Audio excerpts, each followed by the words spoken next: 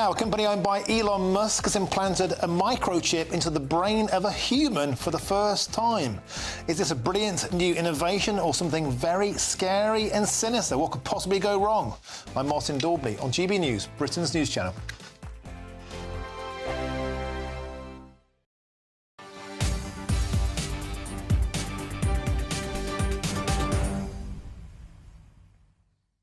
Welcome back. 10 to 6. You're watching or listening to Martin Daubney on GB News. Now, this next story sounds like something straight from a science fiction movie, or could it be a nightmare? Because a company owned by Elon Musk has implanted a microchip into the brain of a human for the very first time. Musk says the patient is recovering well. Well, joining me now to discuss this is the futurist, the barrister and the broadcaster Andrew Eborn, who I can reveal wasn't the patient to have the microchip put into his brain. But Andrew, this is an astonishing development, something I know that will excite you and our viewers. Let's start by looking at the positive side of this. This firm, Neuralink, owned by Elon Musk, is claiming it can unlock locked minds, unlock the paralysed.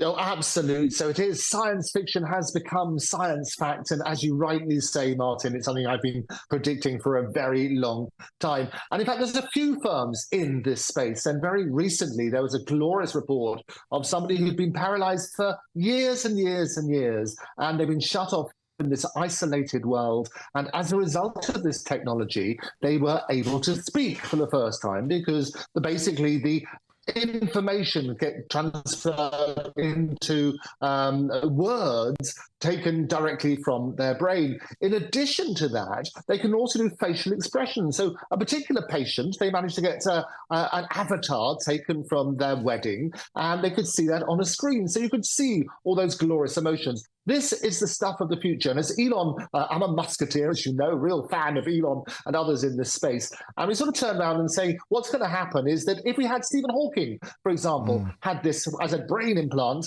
you could have telepathy, you'd be able to communicate in a really, really effective way. And this is the stuff of the future. It's one stage further than wearables predicting your every move. It is enhancing people. It's basically starting with those who cannot speak and that sort of side, giving them a voice at long last. It is a tremendous seismic moment in medical history.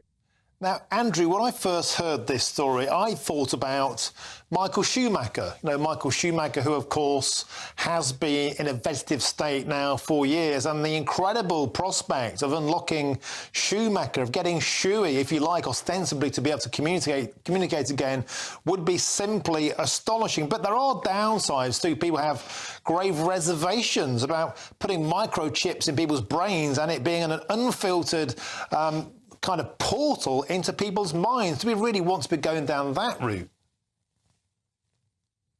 Well, it's really interesting, isn't it? Because it's probably the most effective lie detector in history, because it's telepathy, basically. You're going directly into the brain.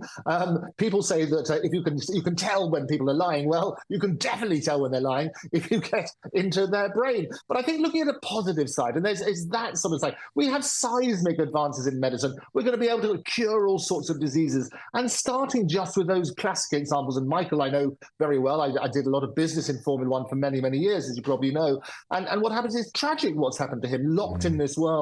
If we could release him, how glorious would that be? So this is a moment to celebrate in history. From medicine point of view, it's a seismic change, and it's only going to get better. OK, Andrew Eborn, a positive note to end on, a story which could be dystopian if you're a glass half empty kind of guy. I know you're not. Superb. Thank you very much.